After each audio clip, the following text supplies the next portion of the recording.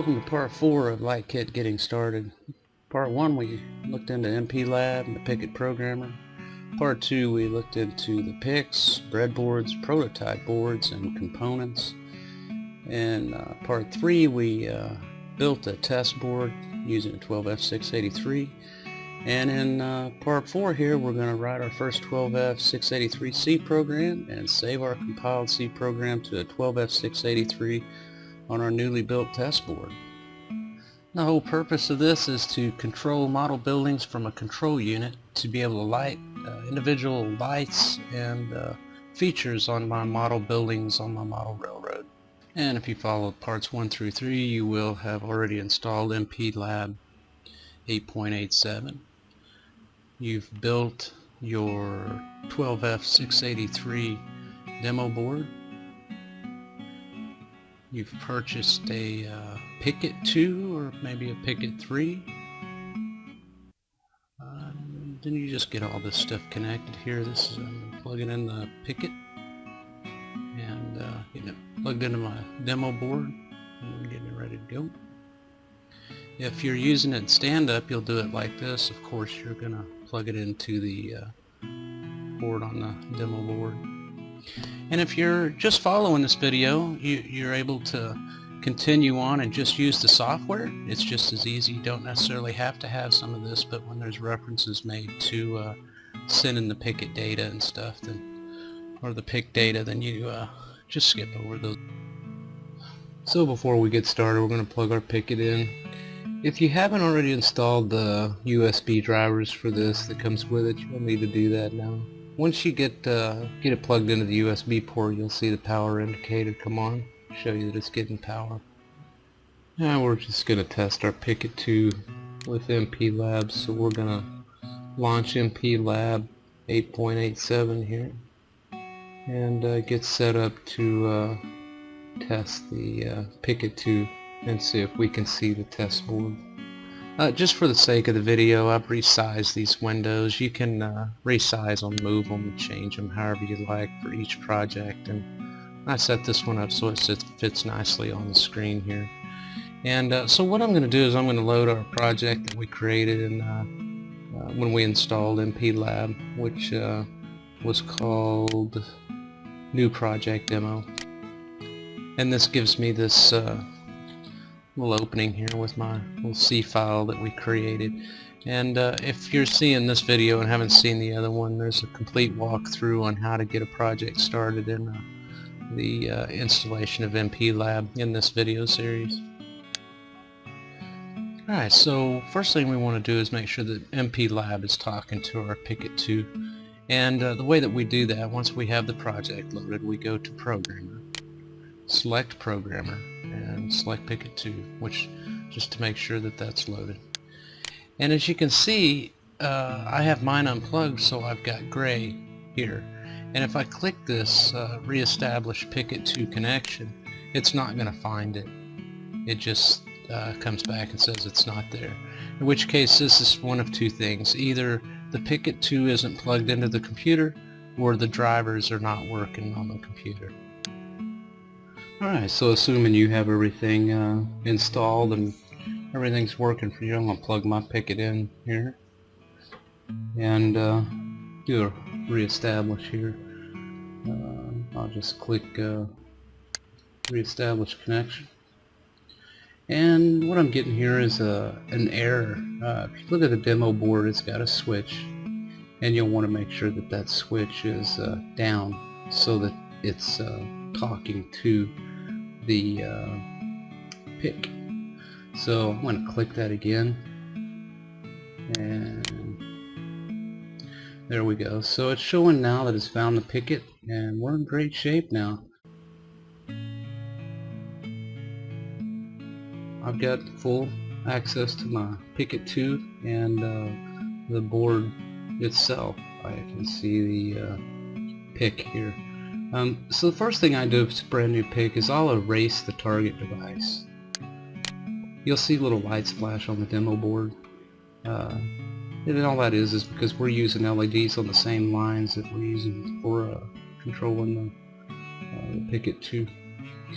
Alright, so I've erased it, and then I verify, and then it's good to go. You can see that here, that's found everything, it's checked, everything's blank.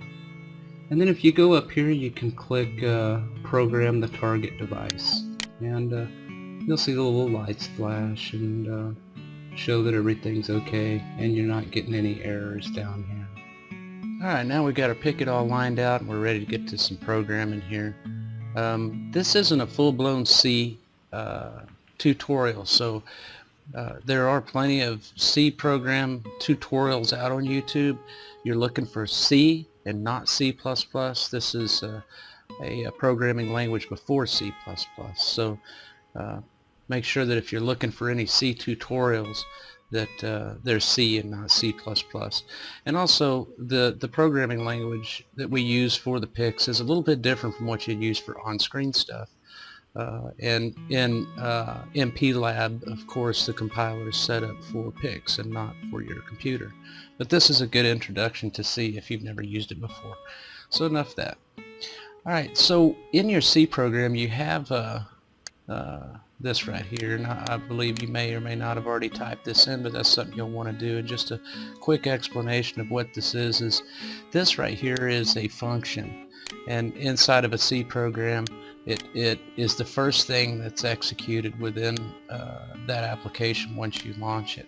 And once we compile this and save this, it converts it to ones and zeros or a hex file or whatever's saved to the PIC. So all you really need to be concerned about is that you get the right code in here, and once you compile it, then it saves to the right formats that your PIC understands. So here we go with this. This is the main function, and you have to have this, and it consists of just this area right here. And once you get this in, you have these little curly brackets or French brackets or accolades, whatever you want to call them, and everything in between those is what's compiled.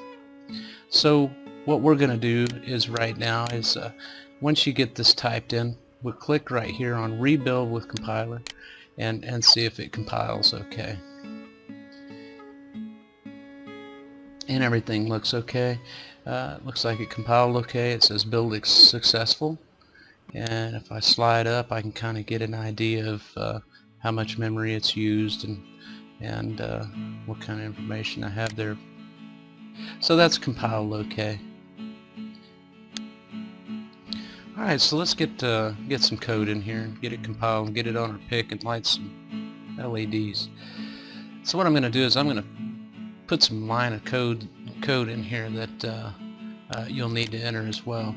And I'm going to give a brief explanation of each line, but we're not really concerned with this so much as we are just getting it in here, because I'll work through working with this code here in a little bit. So the first line I'm going to put in is a Tricio command, and it's an option-based 0, so it's a 0, 1, 2, 2, and 3.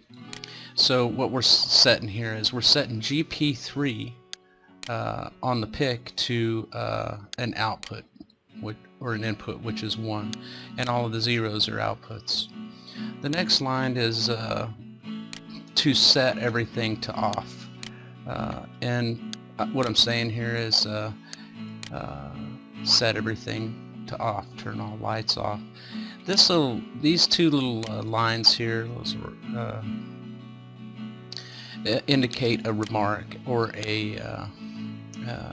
just a line of information, and you can set this in just by putting two marks and typing some text, and as long as that text is green in here, you're okay. It doesn't compile this data right here. It's only for your information to be able to mark or put a note on your lines of code. This turns all the lights off. Next one is we're going to turn the comparators off, and this is very specific for PICs, of course. The next one is analog and digital's off. And Ansel, we need to turn our digital output off because we don't need the digital. and the next one is master week pull-ups, and this is just to make sure that our lines are set and don't slip either way, positive or negative. I'll explain more on that in a little bit. So this is the first part of getting this in. This is what you'll need to enter in this information. Alright, so the next thing we're going to cover is what's called a for loop, and you can see these lines of code here. This is the for begin and the for end, and anything contained within these is going to execute over and over and over. So when the pick initializes, it's gonna immediately go to void main. It's going to execute anything within here, and then it's going to execute our for loop. And this is where it begins, and this is where it ends. It uses the same French parentheses, if you want to call them. And so anything that we put in between here, it's going to execute over and over and over. And there's a number of ways to make an endless loop. You can use a while or anything. And all we want to do is just get something that's going to execute over and over. And so within this, we're going to add the actual lines of code that tell our LEDs to light, and these look like this. And what this is saying is forever loop, and then this line of code is telling GP0 to go high, which will make the LED light. And we're doing this for each one of the LEDs that we have installed for the pick right now. So each one of these is a indication for a line on the pick which goes to an LED. So what we're doing is we're saying light GP0 and light GP1, light GP2, GP4, etc. So that's how that's set in, just like this. And of course this for loop is contained within the main function. So if you look here, you click here, you see this is yellow. That's within this little French bracket, and this one is also. So everything is contained within that. Now I can kind of pull this down a little bit so you can see the whole thing.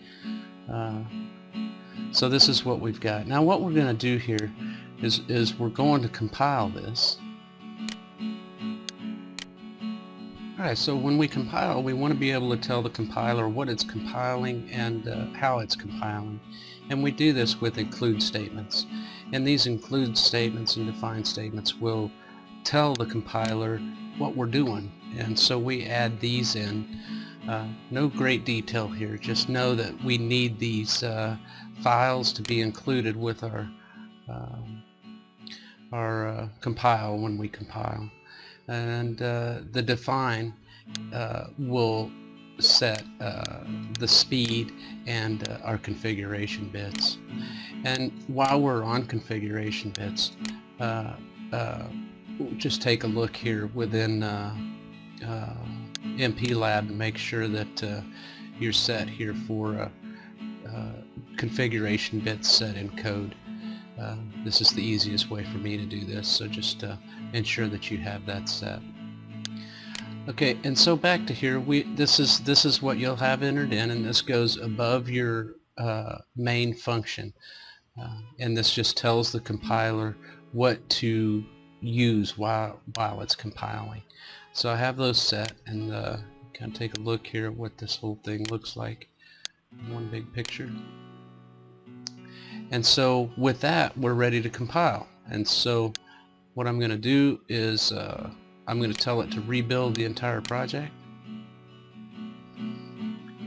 And we have a build successful, as you see here. And then I'm going to tell it to build with the compiler. Little black button here. And we have a build successful here as well. Alright, so we have our program compiled. We've got the data ready to go into the pick. So what we're going to do is we're going to go up here and we're going to program the target device. So you just click this and it'll program the device.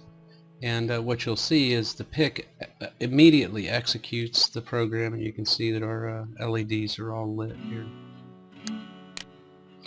Okay, so if you have this compiled and you've got everything entered in correctly, you'll get a successful build. Just a quick note though, if you do have a typo in here, and I'm just gonna mess up this right here, I'm gonna save that with Control S, and you'll see right here this asterisk means that it has not been saved. So whenever I press Control S, it's going to save my document, and it'll remove the little asterisk. So anyway, I've got it saved. I've added these lines here that are this garbage here, and then I'm going to compile. And you'll see that we get an error here, build failed, and it gives you the line number that where the error is. It'll tell you error, and then this is the line number, and you have line numbers up here to the left. If you don't have these line numbers, you can set those up in view, figure out how to do that. But this is the error line number that you get. So that's just telling us, okay, it's failed because there's a typo. And you may very well have typos in here because typing this in like this, you just want to verify that for letter that you have everything in here. You don't have to necessarily be too concerned about the things after this, but these are good to have, so try and keep these in if you can, just for later reference. Alright, so with that, onward out, hopefully we'll be able to just continue programming here. If you run into problems with anything here, if you know that you have everything entered in correctly, make sure you're using the right versions. Make sure that you get out and you check the web. If whatever error you get, if you just put that error in, put it into Google and see if you come up with anything. Last, if you run into something here that you just absolutely can't get through, just make sure that you send me an email. Maybe I can help you work it out. Alright, so what we have here is we've got all of our LEDs on, and just kind of give you an example here. If we go back through and we change these to zeros, or let's just change two of them. We'll change this one and this one, and then I'm going to save that with Control S, and then I build it. And then once it's built, I'm going to go over here.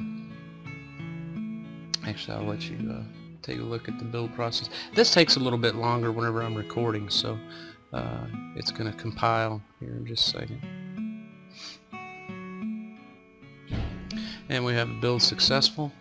And then now, whenever I go up here to program the target device, I'm going to click this, and it's going to send it out. And now you'll see that two of my lights have gone off. Now I can do this again. I can put this 1, 1. Change this to 0, 0, and 0, and then save that, recompile, and I get a build successful, and then I come over here and I send it to the PIC. You see now I have two different ones on lit up here. So then I can turn them all off,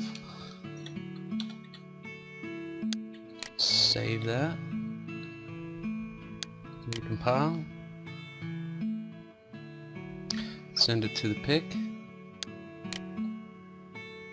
and everything's off. Alright, so we've got our lights able to go on and off, and you can set those, recompile, save that back to your PIC, and turn them on and off at will. Now what we want to do is we want to set this up on our trigger that we're working on. We have on our demo board, it's the wire that we have kind of dangling off of pin 4, and we want to be able to tell the PIC to turn something on when we set that high or low. And the way we have to do this in C is using what's called an IfThen statement.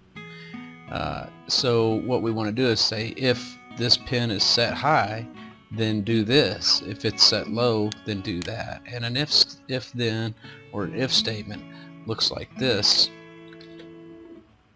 And I'm going to set this in here, right here. And this would be what an if-then statement looks like. So, and it has the same properties as the others, where we'll have an open and a close. So we have these two brackets here that tell us that everything inside of this if-then statement is going to happen if this is true. So what we're saying here, if GPIO bits GP3, which is the input that we're using, which is pin 4 on the 12F683, if it's high or equals 1, which is high, means if we're providing 5 volts to that pin, then we want to do anything that's inside these brackets. So with that, we also need to tell it if something's low. So what I'm going to do is I'm just going to copy this in, which is a full line here. So this is what we're going to do if it's high, and what we want to do is we want to light everything. So I'm going to change these to 1s, and then we're going to tell it what we're going to do to set something low. I'm going to extend this down so that you kind of see the whole program here. Now I'm going to put in the line for if it's low. So that looks like this. And all of this is contained within, everything's contained within our for next loop, which is here, and you can see these two showing that it's in our for loop, which is an endless loop. So it's going to continuously do this over and over and over. So it'll continuously be looking for that pin going high or going low. So what we have here is we're telling, okay, if GP3 equals 1 or is set high, positive 5 volts, then we're going to do this, which is to light these. If it's set low, then we're going to do this. And let me go ahead and get my notes on this as well.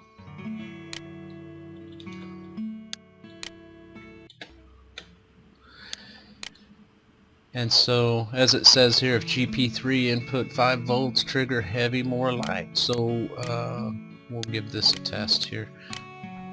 Okay, so now I've got my program ready here. I'm gonna Control S just to make sure that it's saved, and then I'm gonna just make sure that my build's okay, and I have a build successful. So the next thing I'm going to do is I'm going to go up here and I want to send this program to the PIC. But before I do that, I want to make sure that this button on the PIC or on the demo board is down, and that this wire is disconnected. This button has to be down for the Pickit to send the data to the PIC. So always ensure this button's down, and if this is plugged into either a negative or a positive, since we're on pin 4, which is the M clear, this will either ground or send 5 volts back to the Pickit. So we want to make sure this is disconnected anytime we're doing any programming. So what I do is I click to program the target device. It sends the data to the Pickit and then into the PIC. And then now my program's actually executing on the PIC. If I go a negative voltage on the Pickit, nothing happens. And now in the case of the control unit, what the control unit does is it will send 5 volts to the Pickit, or to the PIC, so that it tells it to turn on. So, and that's what we're seeing here. So if the control unit was saying, hey, start your execution on what happens when you get 5 volts, then do it. And this is exactly what we're doing. So in this mode, it's executing this part of the program that we're seeing here. If GP3 equal 1, then light all the LEDs. And then if I move this back over here to a negative signal, then it's executing 0, which is everything off. And since we're using pull down on the PIC, then it's whenever it's not receiving 5 volts, like disconnected right here, it's automatically assuming that it's a 0, and that's why they don't stay lit when we disconnect. Okay, now I'm going to show you how to put a delay in here to kind of give this some sort of a randomness look. Actually, in the I guess I can call them production versions of these LightKits, I'm actually using counters, and I'll kind of show you some of that. I'm going to go over an actual program that I'm using in one of the models in a little bit, but the first thing I want to do is get a delay function entered in here. And the delay function in Hi-TechC, I use this because when you use the Hi-TechC functions, for whatever reason, when you exceed a certain amount, it wants to bomb out on you. So the easiest way for me was just to come up with a delay function, and this is what the function looks like. And I'm going to put it down here underneath the void main where it ends. So this is actually outside the end of the program, but because it's a function, we'll be able to use it within our code. So, and this is what that looks like. So you might need to type that in. You'll have to pause or do whatever there. Okay, so this is the actual function, and because we're putting this function below the actual program itself, or the main function, then we have to do what's called prototyping. And so I'll put in a whole new section up here under the includes and configs and defines a prototype, and the prototypes would be just like a whole section, and this is what I have for a prototype. So, and this is a prototype, and all this does when this program executes is it goes down through this data, and it just knows, okay, that it has another function in this program named delay. So that's what this prototype's for. And any function that you write and you want to put in here, you can put at the bottom as long as you have a prototype. And I like to try and keep as much as my main code at the top of the program, so I always use the prototype. So that's the prototype. And then our delay, to call the delay and say, okay, I want you to stop right here for a little bit and then move on after a certain count, looks kind of like this.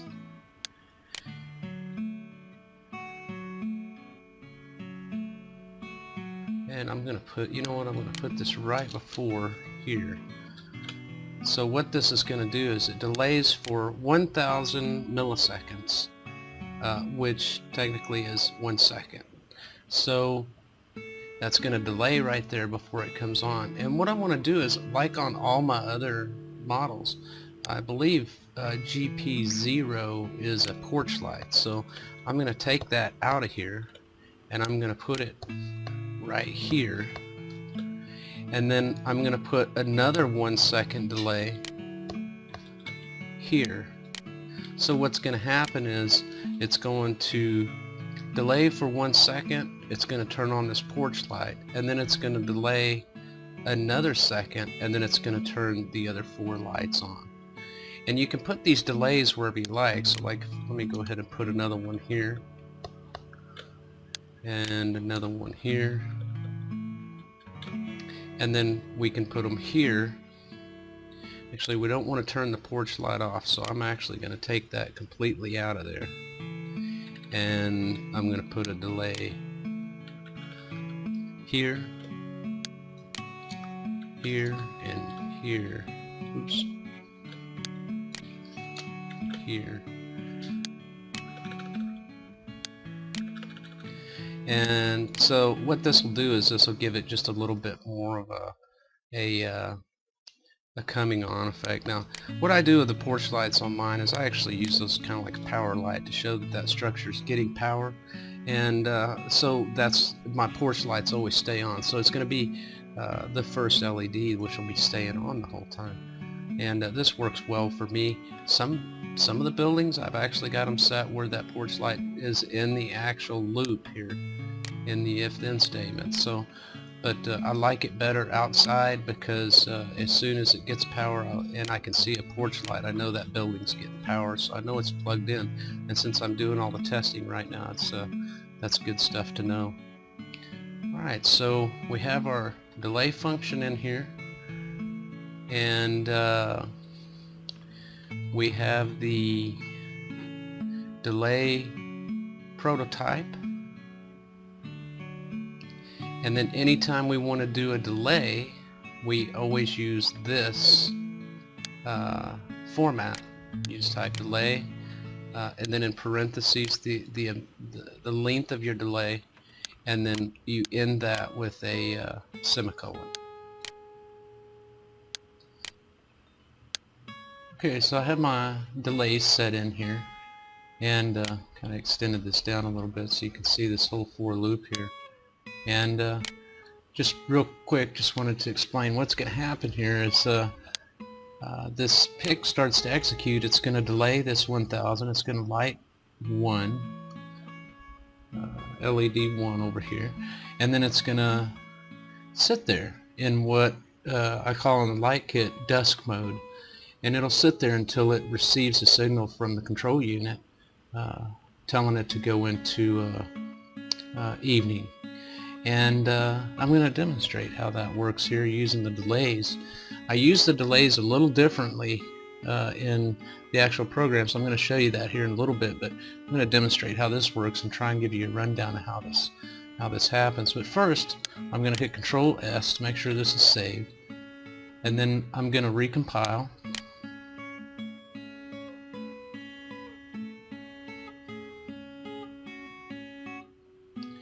And then I'm going to come over here and I'm going to save it to the pick.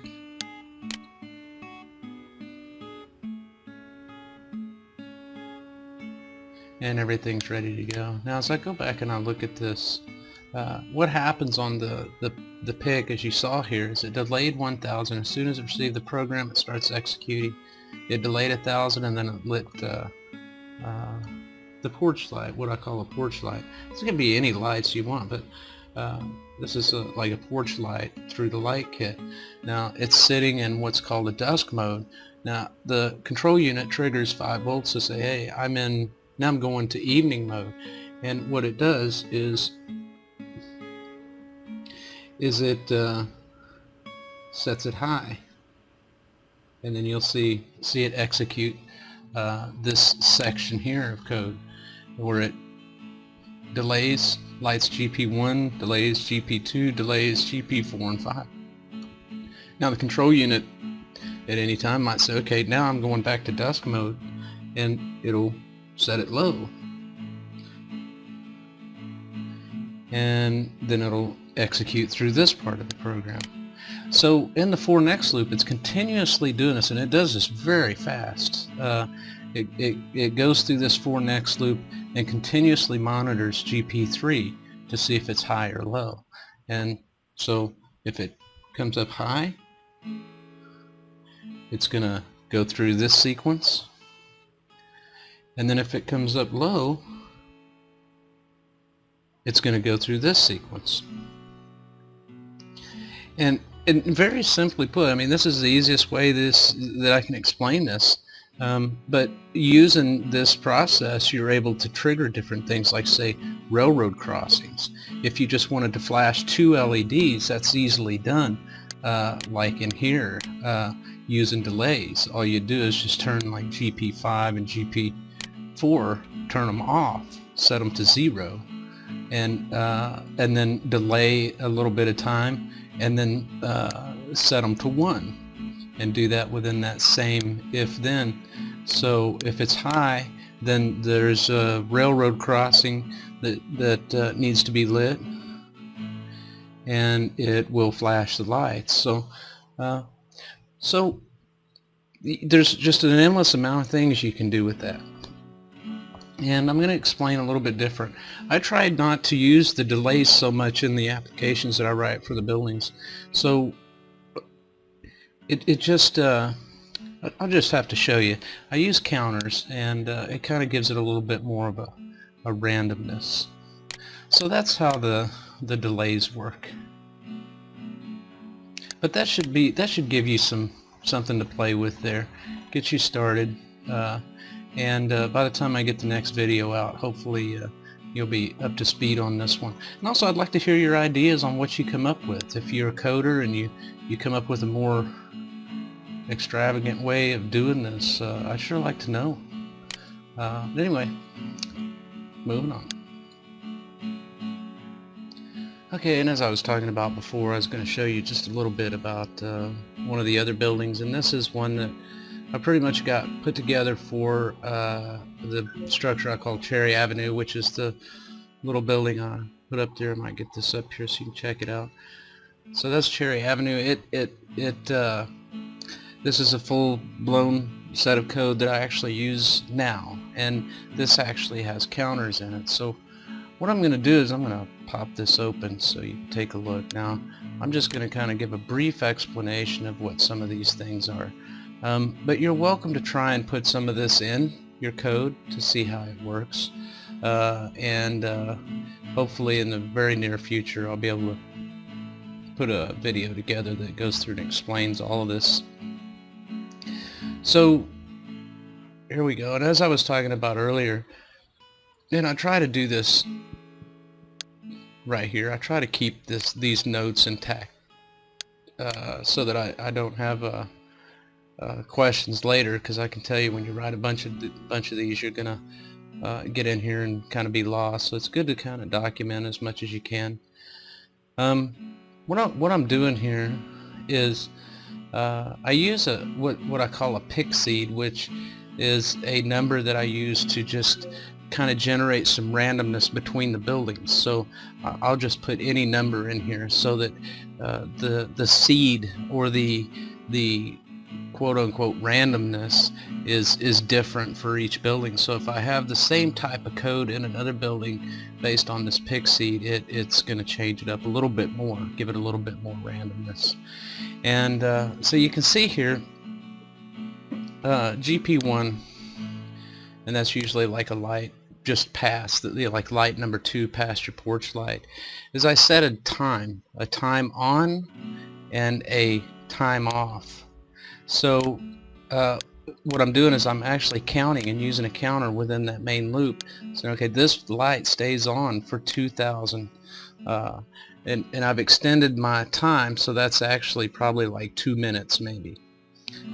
Could be 4 minutes, I can't remember in this one, but so that'll stay on for that amount of time, and then when it turns off after that time's expired, then it stays off for this amount of time, and then whenever it reaches this off time of 150, then it comes back on and rolls with this 2000. So as this building sits on for, let's say, an hour, the whole lighting sequence is going to be different. It's not going to be, you know, all on, all off, and 1 second delay between them. So that's what I'm doing with these this section here, and then I also have a speed, which is running as fast as it can here, and it says 120 optimal. This isn't correct because I've made some changes to the program but haven't updated the notes. So that's kind of what I'm doing here with these, and the INT just means that I'm assigning a number to a variable here, telling the program it's an integer. And so that's that part. Now remember I was telling you about prototypes, and prototypes, you can see we have our delay here, and then I have a random number short, which a pick actually can't generate a random number because it doesn't have a random number generator. But I'm on my way. I've created a couple of functions that based on the pick seed and other things within the program, it kind of generates something that's kind of like a random number. So, and then I have these two here that turn on and turn off, and I'll explain those whenever I get down there. So this section right here are just prototypes for other functions that I have in the program. You can see in the void main, whenever I go into main, I set up a bunch more variables here past what we did in our test program. And you can see the delay here before it comes on, and then it lights the porch light. Now, I'm not lighting them direct the way we did in the last program. I'm actually using a function to do that, and I'll show you why here in just a couple moments. And then this is my for next loop.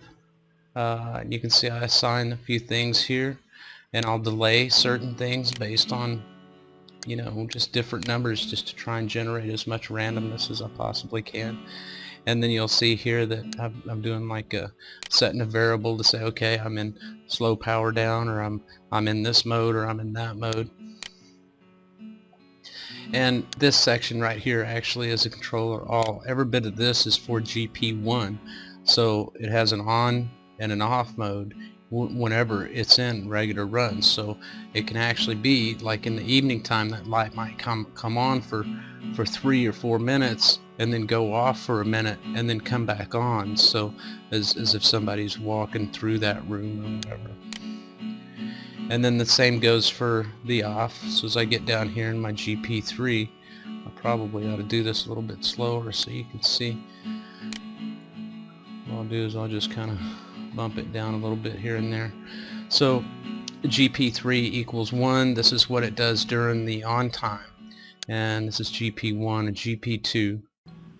And then down here I have GP4 and GP5. And you can see those here.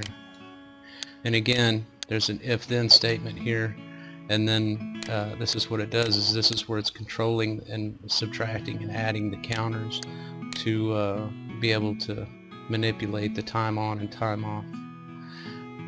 So then that's that part. And then this is a power down. So what happens whenever it goes to negative, or the signal is dropped from the control unit saying, okay, I'm shut down, it's 3 in the morning or whatever time, then it actually goes through a slow power down. So it doesn't all go off at once. It gradually turns off based on the light time. So and you see I'm adding, dividing, and just creating some type of randomness in here, and then it'll start turning things off here with the turn off function.